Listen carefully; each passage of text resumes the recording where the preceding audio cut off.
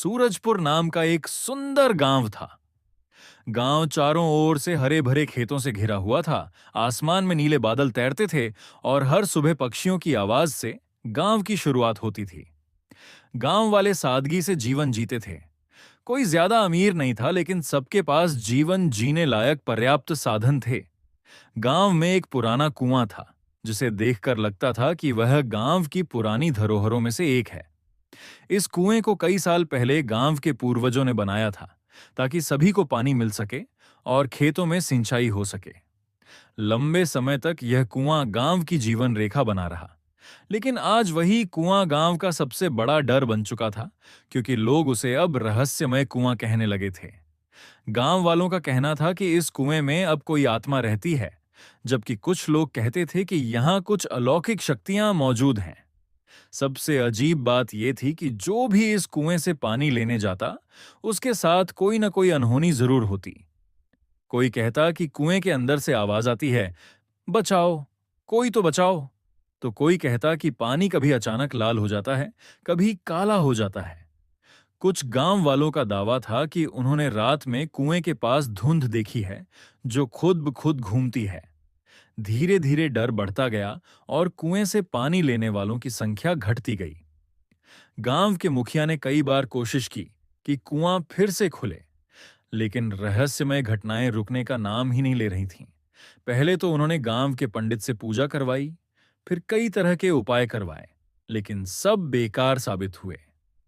गांव के एक बुजुर्ग ने कहा कि इस कुएं में कोई साधु या आत्मा का वास हो गया है, क्योंकि कभी-कभी रात को तेज रोशनी निकलती है।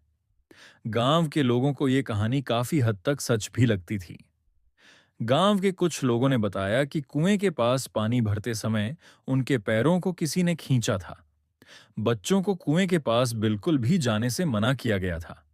लोग डर के मारे सुबह से पहले या शाम के बाद कभी कुएं के पास नहीं जाते थे। धीरे धीरे लोगों ने कुएं का इस्तेमाल बंद कर दिया था। गांव वाले अब दूर जंगल के पीछे बने एक छोटे और नए कुएं से पानी भरकर लाने लगे थे। लेकिन कुआं जिसके खेत में था, यानी रघुनाथ नाम के व्यक्ति का, वह बहुत गुस्से में रहता था और कहता था कि यह सब अंधविश्वास है। उसकी मान्यता थी कि कुएं को कोई नुकसान पहुंचाना चाहता है। उसकी मान्यता थी कि गांव वाले खुद झूठ फैला रहे हैं, ताकि इस कुएं की जमीन पर कब्जा कर सकें। उसने सभी को कुएं के पास जाने से रोका और जो भी जाता उसे धमकाता कि ये मेरी जमीन है, कोई भी यहां से पानी नहीं लेगा। लोग उससे डरने लगे, लेकिन असल डर रघुनाथ से नहीं था। असल डर था कुएं से। इसी गांव में 3 ऐसे लोग थे जो बहादुर और जिज्ञासु थे: गोविंद, राकेश और चंपा। गोविंद बेहद शांत स्वभाव का था और गहराई से सोचने वाला था। राकेश थोड़ा डरपोक था, मगर सच्चाई जानने की उसकी चाहत बहुत थी। चंपा तेज तर्रार, समझदार और हिम्मती लड़की थी। इन तीनों ने सोचा कि अगर हर कोई डरकर पीछे हटेगा तो सच्चाई कभी नहीं पता चलेगी। उन्होंने मिलकर फैसला किया कि वे इस रहस्यमय कुएं का राज जरूर खोलेंगे।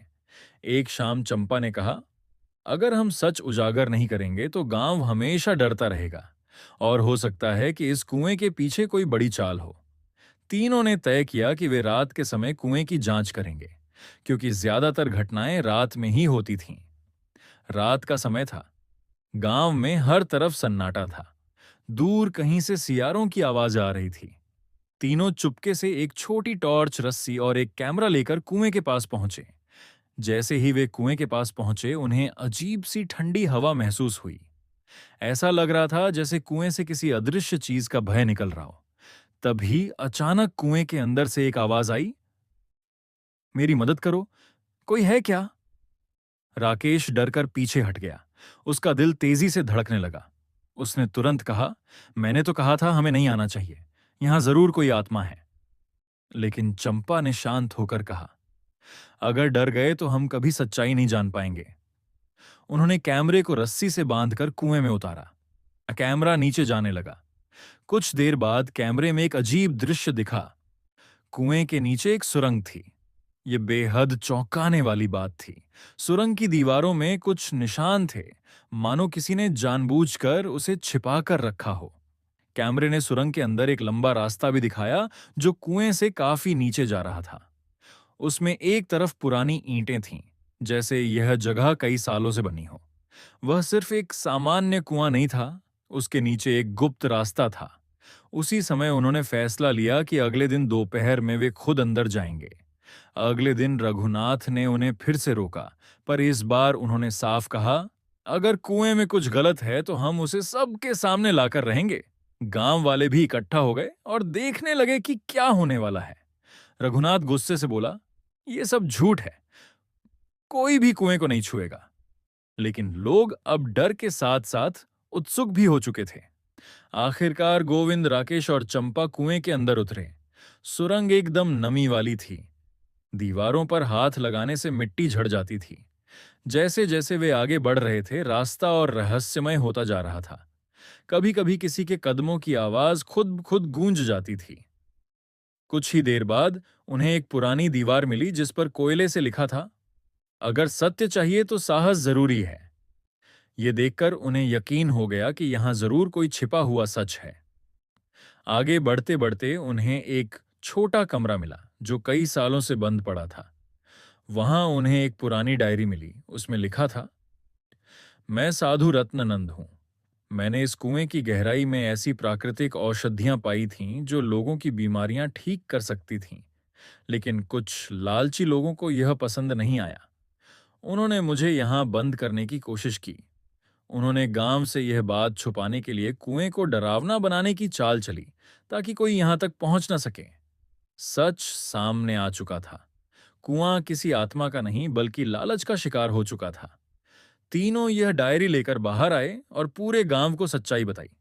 लोगों ने मिलकर कुएं की सफाई की, सुरंग को सुरक्षित बनाया और वहां से निकली औषधियों से कई बीमार लोग ठीक होने लगे।